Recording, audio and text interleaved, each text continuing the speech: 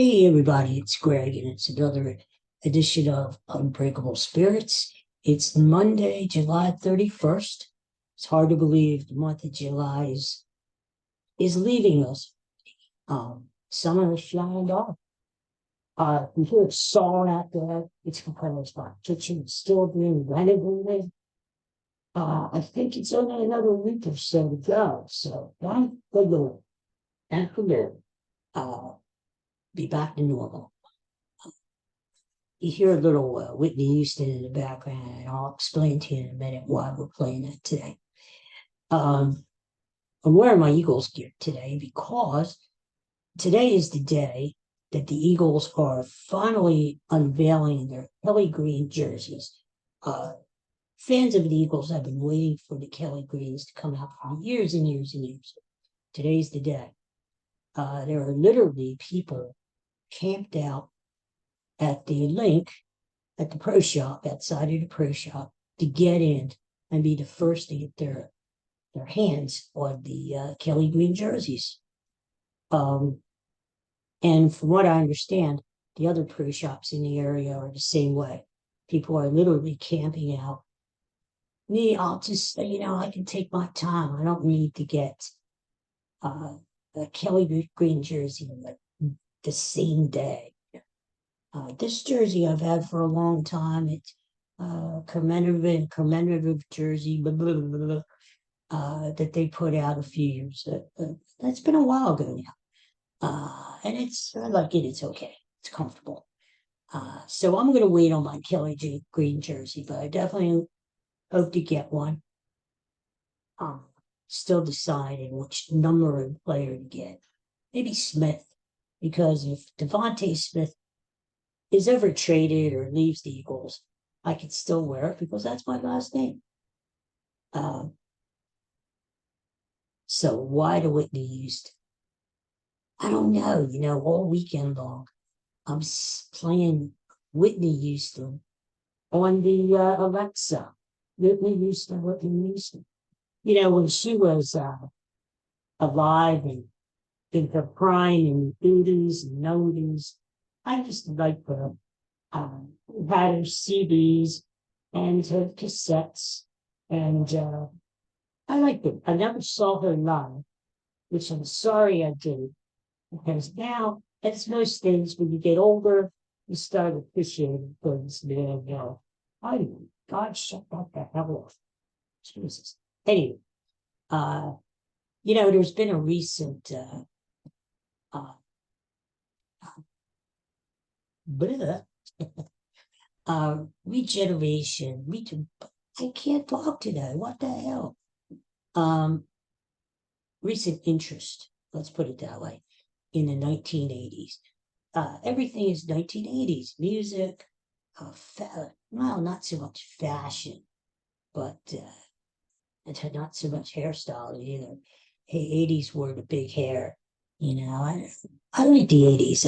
It was a good time to party, and it was a good time for me because I was in college, and I like the 80s. If you ever read my book, An Unbreakable Spirit, you'll find out all about the 80s. Trust me. Um, but because everybody's talking about the 80s, I just got a hankering to listen to Whitney Houston. So over the weekend, I put her on and listened to most of her albums, especially the first two, which were really, really good. And actually ended up, first two of her albums made the a lot of best-selling albums list, Billboard's top 500 albums of all time. So she had a tremendous voice. The more I read about her, and it's sad her existence in the music, in our world of music, didn't last very long when you think about it. I mean, when she had her first album out and Saving All My Love for You, that's the first Whitney Houston song that I ever heard on radio, and I really liked it. Um, but she only made 5 or 6 studio albums. The rest of her albums were compilation albums and live albums. But so Whitney Houston, she died in 2012. And so she wasn't around really that long. Think about some of the other great artists that were around. Frank Sinatra, Tony Bennett, who just passed away recently. Um, and the thing is that so we didn't really have Whitney Houston around that long. Uh, but when she was, I mean, she was just there's a reason why they call her the voice even now. Um, she had such control over her voice. She used her voice almost like as an instrument. She had that much control. And there's a phrase in music that they call Miss Moss, Miss blah, blah, blah.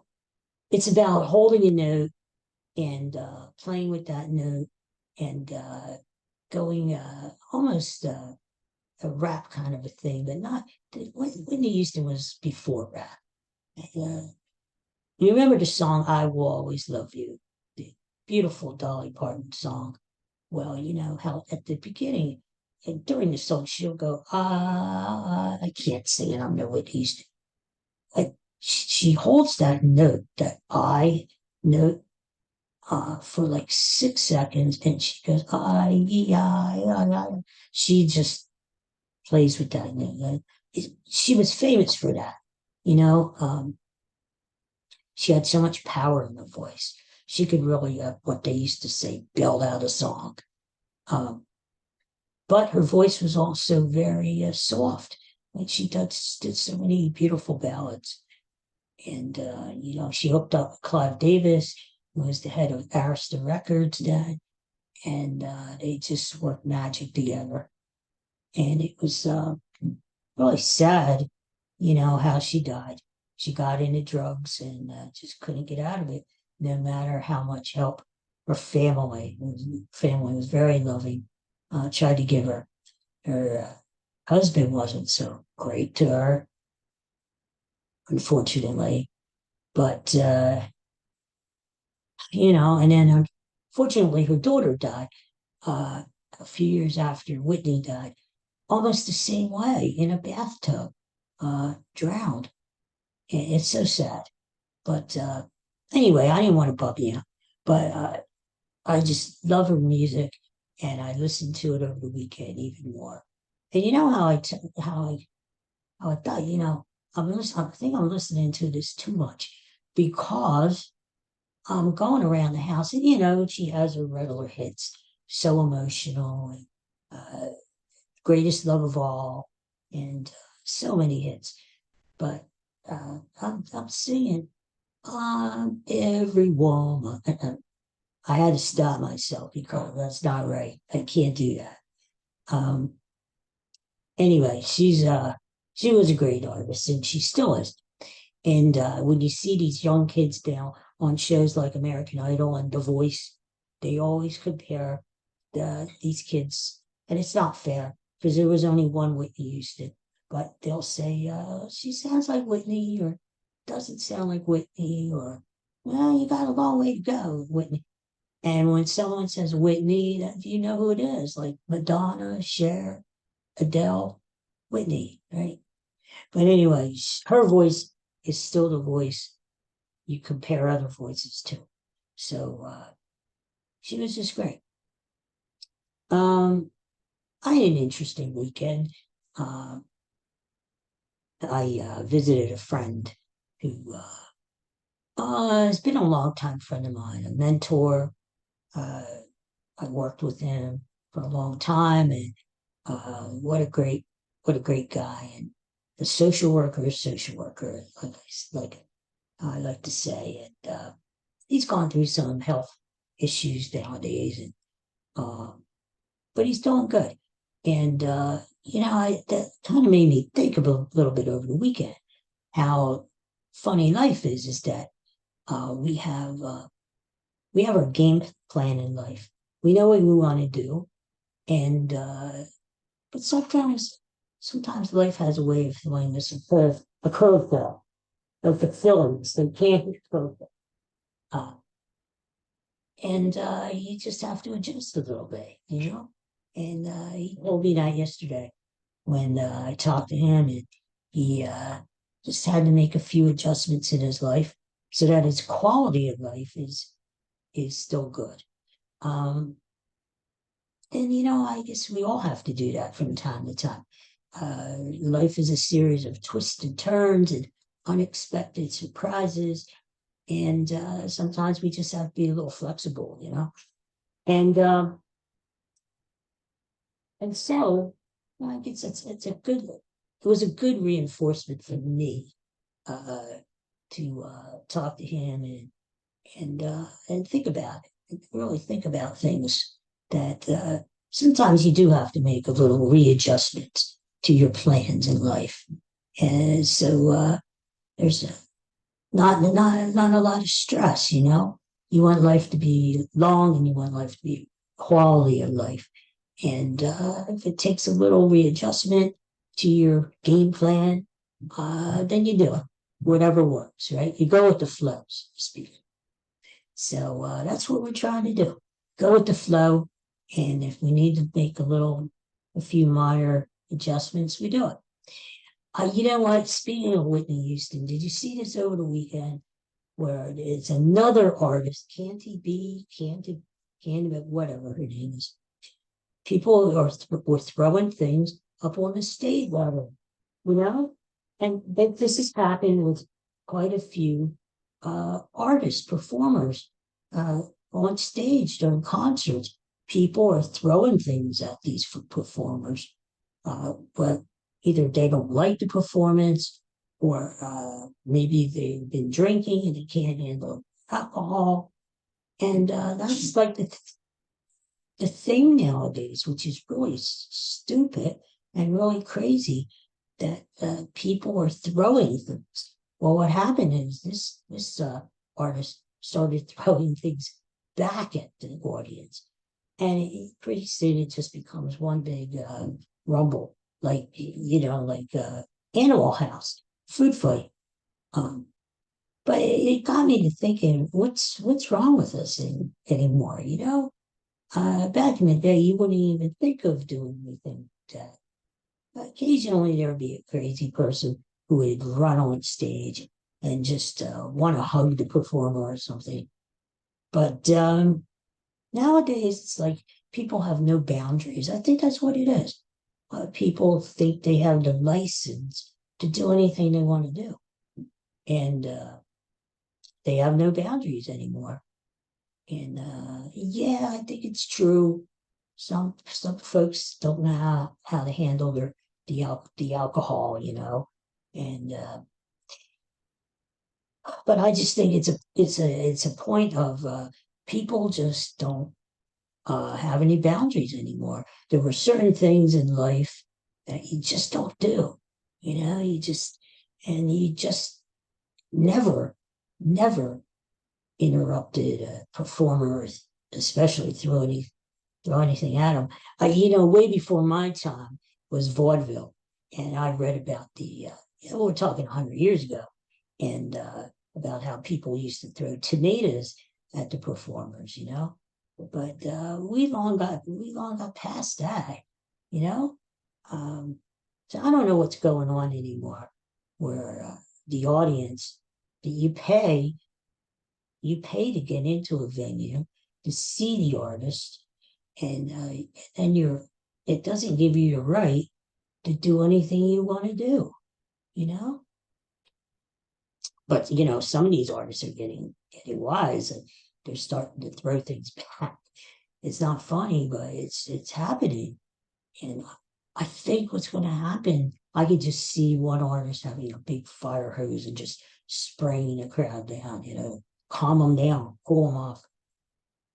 I think the best way that people can handle that is, okay, if you're going to act rowdy during my show and throw things at me and not enjoy the show, I'm not saying you have to like it, but just don't get rowdy. Then I'm walking off the stage. You bought the ticket. And if you can't control yourself, then I'm walking off the stage. I don't blame them. I mean, no one needs that to have people throw things at them. Um, so anyway, it's just a different time that we live in now. And when I heard this latest incident over the weekend, I thought, where's this coming to? Pretty soon it's going to be a case of artists and performers who won't appear live. They'll be afraid. They will be barbed wire across the stage, and they'll just do virtual stuff. I hate to think it's headed for that, but so we got to do better and just chill. You go to a concert, just enjoy it. So anyway, last thing I wanted to talk about today on this Monday is did you guys see, by the way, I if you don't like the podcast, first of all, you can't throw anything at me. That's a good thing. You could throw it at your computer or phone and get your computer all messed up with tomatoes or whatever. I could just see that the tomatoes dripping off the screen or the foot. But that's the good thing about doing this podcast virtual, is that you can't throw anything. So, the last thing I wanted to talk about, did you see this over the weekend? I don't know, maybe about 30 days ago. Uh, you know, you've seen sci-fi movies, and I remember the movie Back to the Future 2, where instead of going back in time, they go ahead in time, and we talk about what the world might look like in the year 2015. Of course, that movie was filmed in the late 80s. And a lot of the imagination that the screenwriters came up with really came to be. I mean, they talk about hoverboards. We have hoverboards now. They talked about TVs mounted on the wall that you could talk back to. You could do that. The only thing that didn't really come true out of that movie were flying cars. Well, guess what? That is going to be true in a not too distant future. There's a company in Florida, and I want to get the name right here. They are called Dorani, Doroni, Dorani, and it's a company down in Florida, and they're starting to make electric cars that fly. So far, it's only been like they have this gigantic airplane hangar in Florida, and they test out these cars in the hangar, and they are able to, they're like helicopters. They are able to get maybe 20 feet off the ground and hover there and then come back to Earth. But it's really, really advancing. This is going to be the new technology in the future, flying cars.